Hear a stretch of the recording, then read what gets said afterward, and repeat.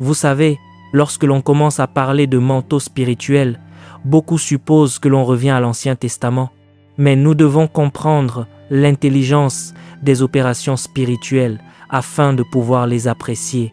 Vous savez, Jésus parlait et il a dit « En vérité, je vous le dis, celui qui croit en moi fera aussi les œuvres que je fais, et il en fera de plus grandes que celles-ci. » Jésus attirait ainsi notre attention sur une chose. Ce qui était ne doit pas être perdu dans la recherche de ce qui n'est pas encore. Il a dit « Demandez et l'on vous donnera, cherchez et vous trouverez, frappez et l'on vous ouvrira. Vous demandez ce qui est connu. Si vous ne savez pas ce qui existe, que demanderez-vous?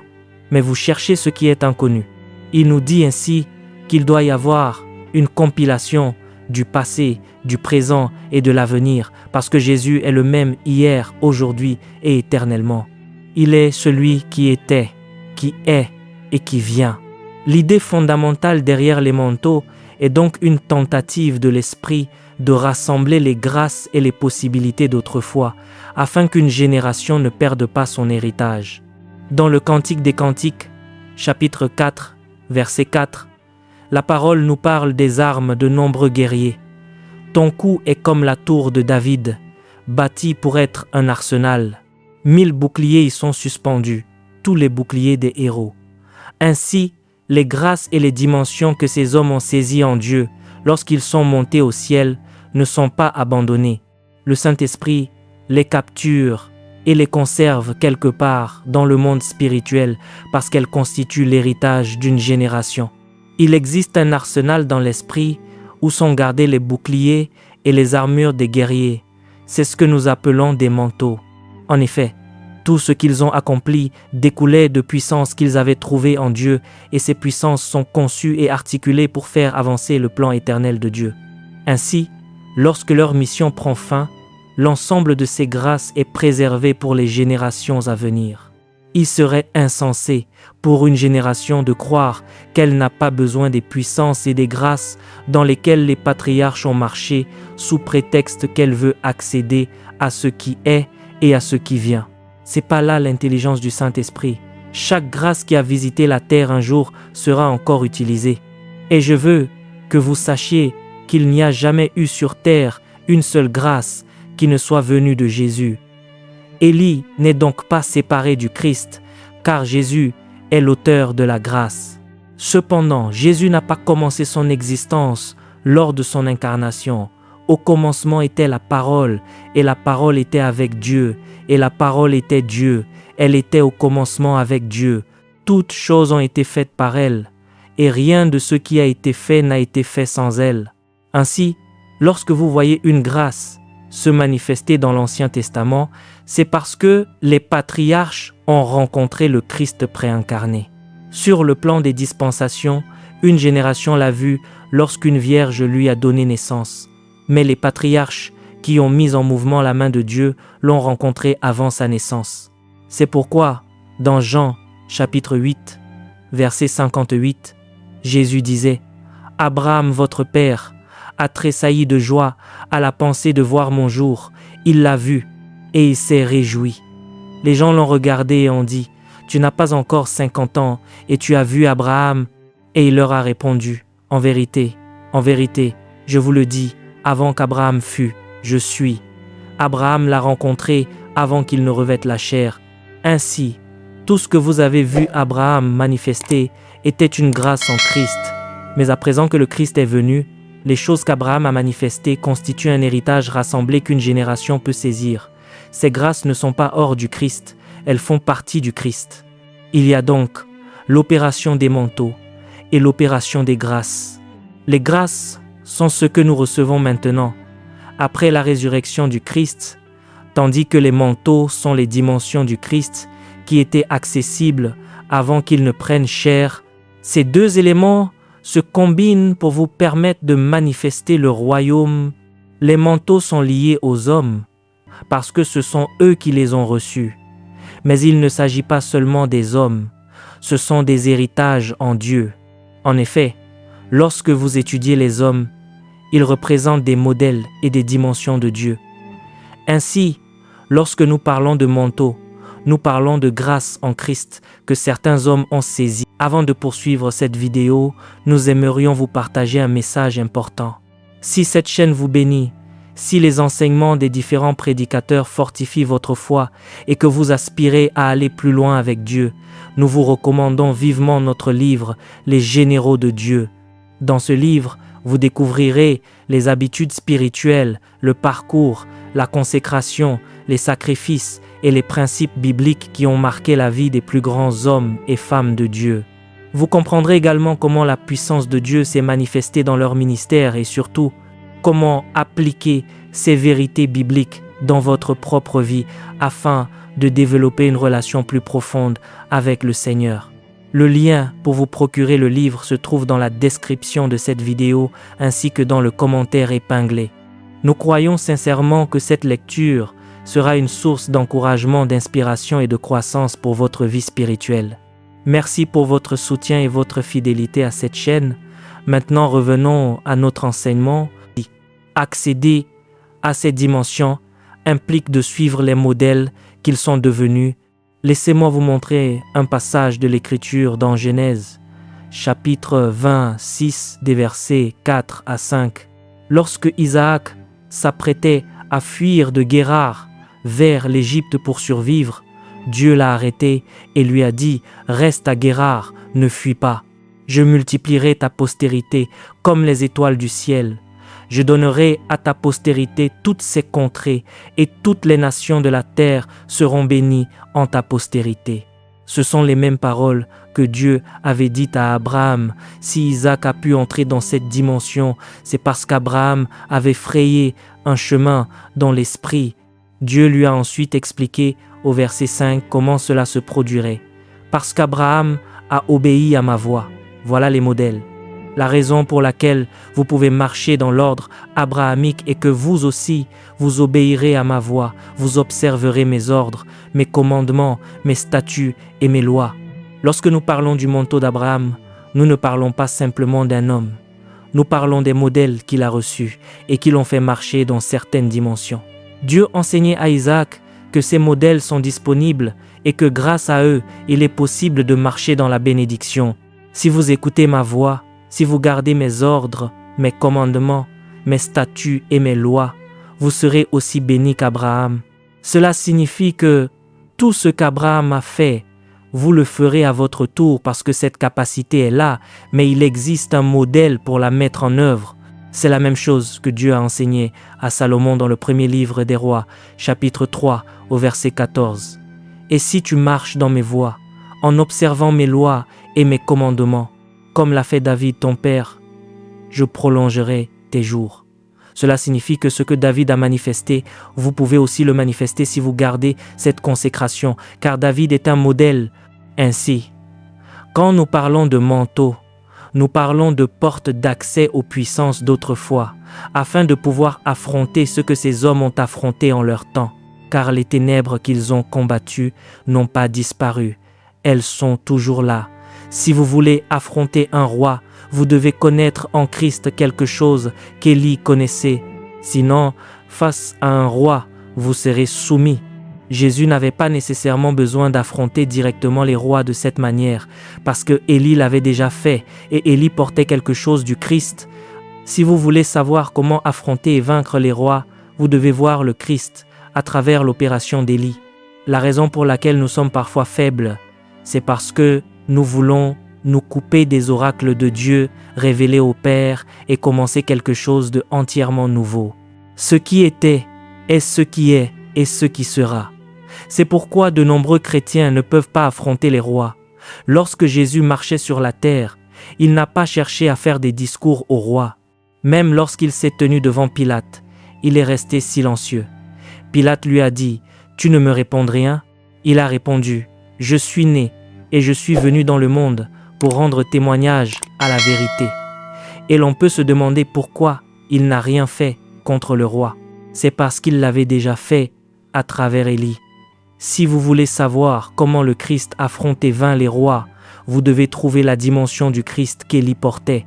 Un chrétien qui se coupe de l'opération d'Élie sous prétexte qu'elle est dans le Christ subira une perte, Car avant qu'Élie fût, le Christ est. Avant que Moïse fût, le Christ est. Ce sont des modèles. Les manteaux sont des modèles en Christ qui apportent un équipement spirituel. Ainsi, chercher à obtenir des manteaux signifie nous conformer à des modèles qui nous autorisent à manifester le royaume dans cette mission globale. Examinez la vie de Jésus et vous découvrirez qu'il y avait beaucoup de choses qu'il n'avait pas besoin de refaire parce que ceux qu'il avait rencontrés avant sa venue en tant qu'homme les avaient déjà accomplis. Dans Luc chapitre 24, verset 44, Jésus disait que tout ce qui est écrit de lui dans la loi de Moïse, dans les prophètes et dans les psaumes devait être accompli. Il ne s'agissait pas d'Élie ou de Moïse en tant qu'homme, mais du Christ. Toute la réalité de leur existence était de rendre témoignage au Christ. C'est pourquoi de nombreux chrétiens manquent de consécration. Alors que vous marchez dans la grâce par la révélation, vous marchez dans les manteaux par la consécration. Nous parlons de beaucoup de choses, mais nous sommes faibles parce que notre équipement n'est pas complet. Les manteaux font défaut. Ce soir, nous voulons faire confiance à Dieu pour qu'il ouvre des portes vers ces modèles afin que nous puissions accéder aux manteaux. Lorsque je vous parle de manteaux, je vous dis que Dieu va ouvrir votre esprit pour comprendre et saisir ces modèles, car ce sont eux qui détiennent les manteaux. Dès que vous connaissez ces modèles et que la capacité d'y marcher vient sur vous, vous découvrirez que les puissances que ces modèles régissent commenceront aussi à se manifester dans votre vie. Un manteau est une puissance régie par un modèle. Si ces modèles prennent vie dans votre esprit, ces puissances commenceront à agir en vous. Et croyez-moi, vous n'avez pas besoin d'un seul manteau, vous avez besoin de plusieurs manteaux. Un vêtement spirituel est en réalité une combinaison de plusieurs manteaux. C'est pourquoi il est écrit dans Éphésiens chapitre 6, verset 13, « Prenez toutes les armes de Dieu, ce sont des manteaux, afin que vous puissiez résister dans le mauvais jour. » Lorsqu'un homme porte un vêtement spirituel, c'est un homme qui revêt plusieurs manteaux. Certains manteaux vous donnent de la vitesse dans l'esprit, d'autres vous donnent accès aux lieux célestes pour bénéficier d'une position élevée, et d'autres encore exercent vos mains au combat et vos doigts à la guerre. Sans ces manteaux, vous serez déficient dans le service du royaume. Ce soir, Dieu ne donne pas seulement des manteaux, il donne des vêtements complets, parce que plusieurs d'entre vous en ont grandement besoin. Chaque manteau possède une clé qui le déverrouille. Par exemple, pour toucher le manteau d'Élie, il faut recevoir la capacité de voir. La consécration de ce manteau est la capacité de voir. Dans le deuxième livre des rois, chapitre 2, verset 10, Élie dit « Si tu me vois pendant que je m'enlève d'avec toi, cela t'arrivera ainsi. » Lorsque Jean-Baptiste est venu et qu'il a été séparé dans le désert, tout son apprentissage consistait à apprendre à voir. Dans Jean chapitre 1, verset 33, Jean dit « Je ne le connaissais pas, mais celui qui m'a envoyé m'a dit « Celui sur qui tu verras l'Esprit descendre, c'est celui-ci. » L'idée derrière le manteau d'Élie est donc la capacité de voir. Lorsque Dieu veut vous transmettre le manteau d'Élie, il ouvre vos yeux pour que vous voyez, car tout ce que vous voyez, vous le possédez. Il y a des puissances que vous ne pouvez posséder tant que vous ne les voyez pas. Le but du manteau d'Élie n'est pas de faire venir un prophète de l'Ancien Testament pour vous l'imposer, mais de vous donner la capacité de voir, parce que c'est un modèle spirituel. La loi dans l'esprit est que tout ce que vous voyez, vous le possédez. Le manteau d'Élie vous donne la capacité de voir, afin que vous puissiez posséder. Alors que nous prions ici, certains d'entre vous commenceront à recevoir la capacité de percevoir. Lorsque vous entendrez parler de l'Allemagne, vous ne verrez plus seulement un territoire géographique. Vous verrez le prince qui domine sur l'Allemagne. Vous verrez les manipulations de ce prince. Vous le désarmerez et vous prendrez possession du territoire. C'est ainsi que fonctionne le manteau d'Élie. Les manteaux viennent vous donner des capacités et un désir de consécration. Si vous recevez ces capacités et ces consécrations, les puissances reposeront sur vous. Les hommes représentent ces opérations et ces dimensions, et c'est pourquoi nous donnons leur nom à ces manteaux. Il ne s'agit pas de faire revenir une dispensation passée pour la superposer à la nouvelle. Quelqu'un se prépare à saisir quelque chose qui existe sur terre depuis des milliers d'années.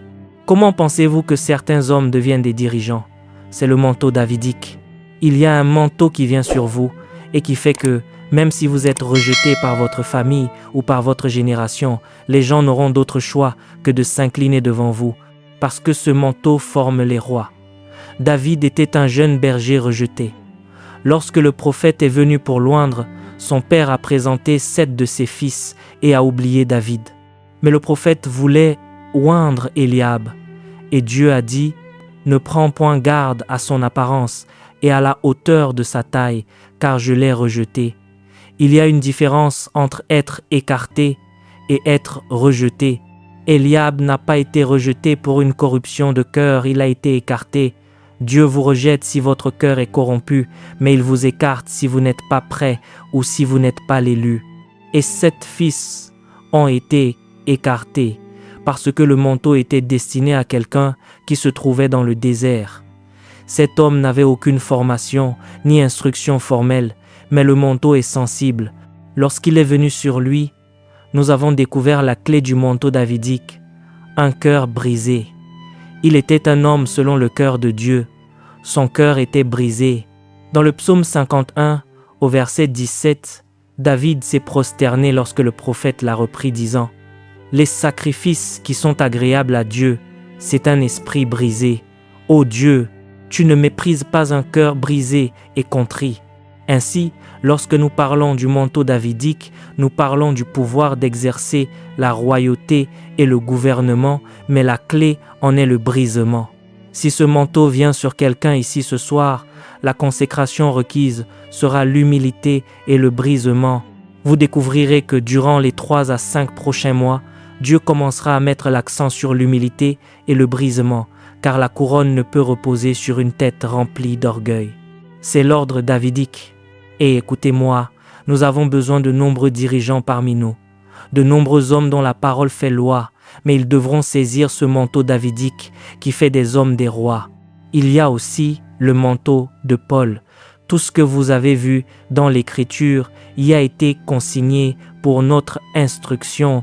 Dans l'Épître aux Romains, chapitre 15, verset 4, il est écrit « Or, tout ce qui a été écrit d'avance l'a été pour notre instruction, afin que, par la patience et par la consolation que donnent les Écritures, nous possédions l'espérance. » Dans la première épître aux Corinthiens, chapitre 10, verset 11, il est précisé que ces choses leur sont arrivées pour servir d'exemple et qu'elles ont été écrites pour notre instruction, à nous qui sommes parvenus à la fin des siècles.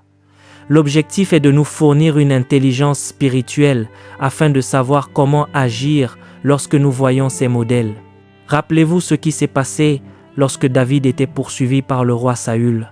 Dans le premier livre de Samuel, chapitre 24, verset 5, David a eu l'occasion de tuer Saül, mais il n'a pas osé porter la main sur lui. Lorsqu'il a coupé le pan du manteau de Saül, le texte dit que son cœur lui battit, se disant qu'il ne pouvait porter la main sur loin de l'Éternel. Voilà le niveau de brisement. Et lorsque Saül est mort, selon le deuxième livre de Samuel, chapitre 1er, verset 11, David saisit ses vêtements et les déchira, puis il pleura et se prosterna jusqu'au soir. Voilà la profondeur du brisement. Aujourd'hui, certaines personnes possèdent toute la révélation, mais elles ne peuvent pas régner parce qu'elles ne comprennent pas le secret du manteau davidique, qui est un cœur non seulement attaché à Dieu, mais brisé d'humilité devant lui.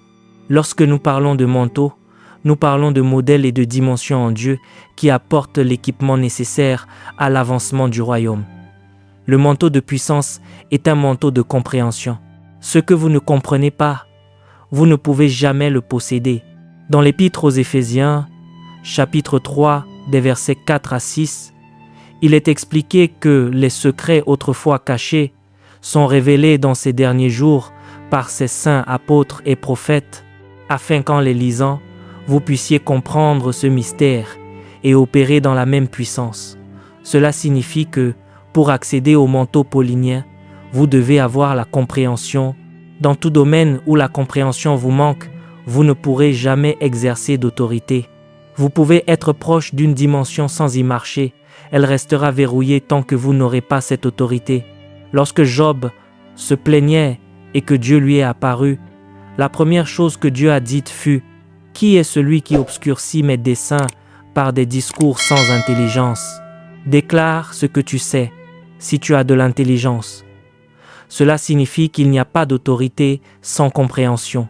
C'est cela le manteau de Paul, une dimension et un modèle en Christ. La nuit des manteaux est donc une nuit d'équipement spirituel, mais d'un équipement qui s'acquiert par un processus de transformation. Dieu vous donnera des désirs spirituels, des consécrations et des capacités pour opérer dans certaines dimensions. Plusieurs femmes ici désirent être puissantes en Dieu, mais elles ne connaissent pas le secret qu'avait Déborah ou celui qu'avait Esther. Ce qui active le manteau d'Esther, c'est la chasteté et la pureté. Si votre cœur n'est pas entièrement consacré à Dieu, vous ne pouvez pas exercer ce niveau d'autorité. Cela n'a rien à voir avec l'apparence physique ou les artifices extérieurs, mais avec la pureté du vêtement spirituel et un cœur assoiffé de Dieu, prêt à dire « Si je dois périr, je périrai ». Cette jeune femme était entièrement donnée à Dieu. De nombreuses femmes souhaitent influencer le cœur des rois, mais leurs vêtements manquent de pureté. Elles se livrent à tout ce qui se présente et pensent que parce que nous sommes sous la grâce, elles exerceront la puissance qu'Esther exerçait. Non, cela ne fonctionne pas ainsi. Ce manteau est sensible à la pureté. Si votre vêtement n'est pas pur et que votre cœur n'est pas attaché à Dieu, vous ne pourrez jamais opérer dans le manteau d'Esther. C'est ainsi que fonctionnent les manteaux. Ce soir est donc une nuit où Dieu parle à chacun de nous individuellement, selon le manteau qu'il souhaite placer sur nous. Pour certains, il s'agit du manteau davidique, et Dieu brisera votre orgueil. Pour d'autres, c'est le manteau abrahamique, et Dieu exigera une consécration particulière. Pour d'autres encore, c'est le manteau paulinien, et Dieu insistera sur la compréhension. Et pour d'autres enfin, c'est le manteau d'Esther, et Dieu exigera la pureté afin que cette grâce repose sur vous. L'Écriture dit que le temps manquerait pour parler de Gédéon, de Barak, de Samson, de Jephthé, de David, de Samuel et des prophètes. Cela signifie qu'il n'est pas nécessaire d'entrer dans tous les détails de leur vie. Si vous adoptez leur consécration, vous marcherez dans leur manteau. C'est par la foi qu'ils vainquirent des royaumes, exercèrent la justice, obtinrent des promesses, fermèrent la gueule des lions, éteignirent la puissance du feu, échappèrent aux tranchants de l'épée, guérirent de leurs maladies, furent vaillants à la guerre et mirent en fuite des armées étrangères. Le royaume ne basculera pas tant que les manteaux ne reposeront pas sur nous, mais les manteaux dépendent de la consécration. Levez les mains et dites au Seigneur: je désire les manteaux adaptés à mon appel et à mon ordination. Demandez-le d'un cœur assoiffé et persévérant. Quelque chose est sur le point de descendre ici. Le Saint-Esprit oriente mon cœur vers David. Cet homme possédait une plénitude de force spirituelle. Il disait: tu multiplies ma force. David était un psalmiste, non pas au sens de chanter des chansons pour être populaire, mais parce qu'il chantait et remportait des victoires. Il prophétisait au son de la harpe. Comment pensez-vous qu'il a formé ses soldats? Rien ne indique qu'il soit allé dans une académie militaire. Lorsqu'il chantait, les sons qu'il faisait descendre du ciel transformaient la nature même de ces hommes. David a formé des guerriers à travers le chant. Imaginez que nous ayons des hommes portant l'ordre davidique. Ils pourraient se rendre aux portes des institutions, émettre des louanges et faire descendre des anges capables de fléchir les décisions. C'est de cette puissance dont nous parlons. Chanter pour que des guerriers naissent et que des anges soient mobilisés. David était roi et son trône était assimilé au trône de Dieu. C'est pourquoi Jésus est appelé le fils de David. Chaque jour, des hommes se joignaient à lui jusqu'à former une grande armée, comme une armée de Dieu. David était aussi un guerrier. Il a mené 66 batailles sans en perdre une seule. Cela dépasse l'intelligence militaire. C'est une dimension spirituelle. Lorsqu'il devait partir au combat, il consulta l'Éternel pour savoir s'il devait y aller, s'il rattraperait l'ennemi et s'il l'emporterait. Et la réponse était d'y aller, car il l'emporterait et récupérerait tout. Mais il lui était aussi dit, « Quand tu entendras un bruit de pas dans les cimes des mûriers, alors hâte-toi, car c'est l'Éternel qui marche devant toi. » David gagnait ses batailles en s'alignant sur les armées célestes. C'est ainsi qu'il pouvait terrasser des géants avec une simple pierre, parce que les anges guidaient sa main. David était également un poète dont les écrits inspirent les générations. Une génération portant des dimensions mystiques en Christ est sur le point d'émerger. Nous avons besoin d'être revêtus. Des hommes qui voient, des hommes qui entendent, des hommes qui chantent, des hommes qui combattent, des hommes qui écrivent, des hommes qui portent les grâces du ciel. Du lever du soleil jusqu'à son couchant, ton nom doit être adoré, Adonai. Pourquoi la Bible parle-t-elle de ces hommes? C'est pour nous montrer les dimensions de Dieu qui ont visité la terre. Sinon, vous resteriez dans votre coin en pensant que vous avez tout accompli. Mais lorsqu'on vous raconte qu'un homme nommé Philippe est descendu dans une ville de Samarie et l'a gagné sans matériel d'évangélisation, vous comprenez qu'il reste du travail. Lorsqu'on vous dit qu'un homme nommé Jonas a été envoyé dans une grande ville et qu'en criant simplement dans les rues, le roi a déchiré ses vêtements dans son palais et même les animaux ont jeûné, vous réalisez ce qu'est la puissance du réveil. Si vous pensez être un réformateur, regardez Jean-Baptiste. Il a quitté la ville pour le désert et toute la Judée et Jérusalem sont sortis pour aller vers lui. Il y avait une puissance qui attirait toute la ville à lui. C'est pour cela que nous crions pour obtenir des manteaux, des dimensions et des grâces. Que les manteaux reposent ici. Dieu me montre qu'il veut ordonner des hommes pour être des guerriers. C'est la dimension du manteau de David, celui qui exerce vos mains au combat et vos doigts à la guerre. Il disait, « Avec mon Dieu, je me précipite sur une troupe en armes. Avec mon Dieu, je franchis une muraille. Avec ce manteau, même ceux qui marchent avec vous deviennent des vaillants guerriers. » L'Écriture parle de ces hommes d'élite autour de David qui ont accompli des exploits extraordinaires et terrassé des armées entières parce qu'ils s'étaient abreuvés à cette même source.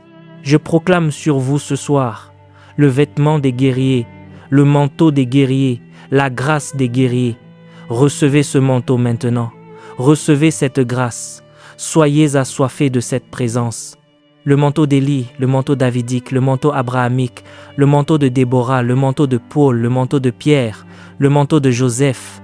Que les fardeaux et les grâces de ces hommes reposent sur notre génération, qu'ils reposent sur nous. Au nom de Jésus, le Seigneur me montre qu'il apporte maintenant une accélération. Vous savez, l'Écriture déclare que la main de l'Éternel fut sur Élie et qu'il courut devant Achab jusqu'à l'entrée de Jizréel, dépassant ainsi les chars du roi. Il y a des hommes qui surpassent les rois, et cela se fait par les manteaux spirituels. Il ne s'agit pas du moment où vous avez commencé, mais des moyens par lesquels vous accomplissez ce que vous faites. Vous pouvez commencer une œuvre depuis 3 mois et dépasser tous ceux qui s'y emploient depuis 10 ans. C'est une question de manteau. Il existe une dimension du manteau d'Élie qui communique la vitesse. C'est la vitesse qui permet à un homme de dépasser les chars d'Achab. Apportez de l'aide à ceux qui sont touchés par l'onction. Conduisez-les vers l'autel en toute sécurité afin que personne ne se blesse. C'est une nuit d'impartation, de consécration, de manteaux et de vêtements spirituels. Il y avait une dimension que Daniel portait. L'Écriture dit qu'il y avait en lui de la lumière, de l'intelligence et une sagesse extraordinaire et qu'un esprit supérieur résidait en lui. Il avait le pouvoir de résoudre les énigmes et d'expliquer les choses difficiles. Il existe un manteau qui communique cet esprit supérieur, celui qui vous distingue et vous fait exceller au-dessus de votre génération. Il est écrit que sur toutes les questions soumises par le roi, Daniel et ses compagnons se trouvaient 10 fois supérieurs à tous leurs pairs. Au nom de Jésus, cette dimension et ce modèle se relâchent en ce moment. Que ceux qui sont appelés à porter cet esprit supérieur entrent dès maintenant dans cette grâce. Nous relâchons ce manteau de feu. Le Seigneur dit qu'il ouvre les yeux. C'est le manteau d'Élie, celui qui communique la vision spirituelle, car ce que vous voyez, vous le possédez. Levez les mains avec ferveur. Je vois Dieu remettre des épées à des hommes, tout comme à Éléazar, fils de Dodo. C'est un manteau de guerrier, Le Seigneur déclare qu'ils terrasseront des géants. Une épée spirituelle est placée entre vos mains.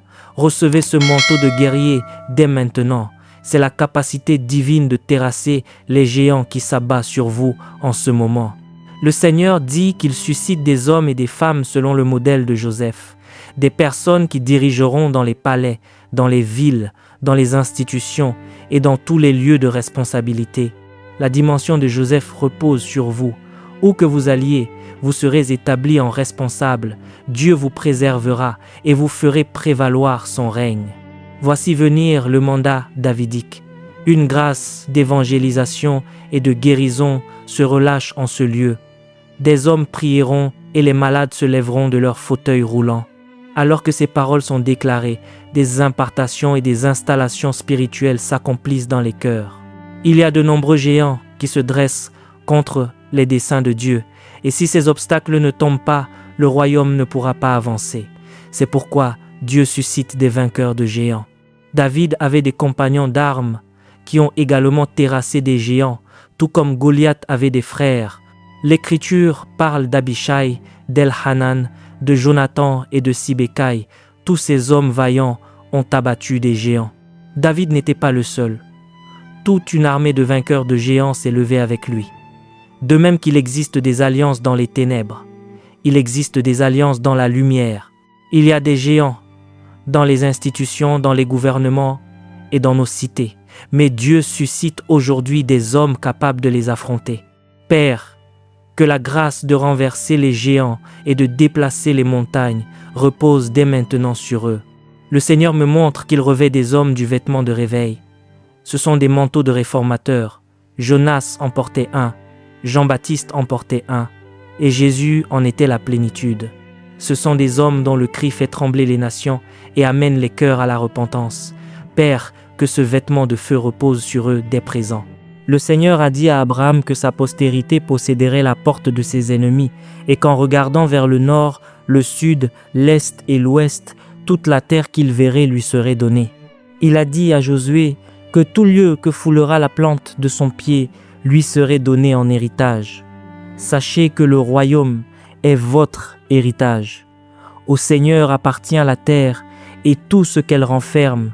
Si Dieu a élevé des hommes comme Joseph en terre étrangère jusqu'aux plus hautes positions, il établira également chacun d'entre vous. Ainsi, au nom de Jésus, nous parlons aux 4 vents et aux autorités spirituelles que le territoire s'ouvre devant vous. Ne vous considérez pas comme de simples hommes, mais comme des ambassadeurs du royaume. Que ce pays s'ouvre devant vous, du nord au sud, de l'est à l'ouest. Possédez ce territoire au nom puissant de Jésus. Que la terre ne rejette pas votre voix, mais qu'elle vous soit donnée en possession. Soyez reconnaissants pour ce que le Seigneur a accompli. Si vous souhaitez apprendre à traduire des vidéos comme celles que vous voyez sur cette chaîne, même sans expérience, grâce à l'intelligence artificielle, ou simplement créer votre propre chaîne YouTube pour partager votre message avec le monde, écrivez au numéro qui s'affiche à l'écran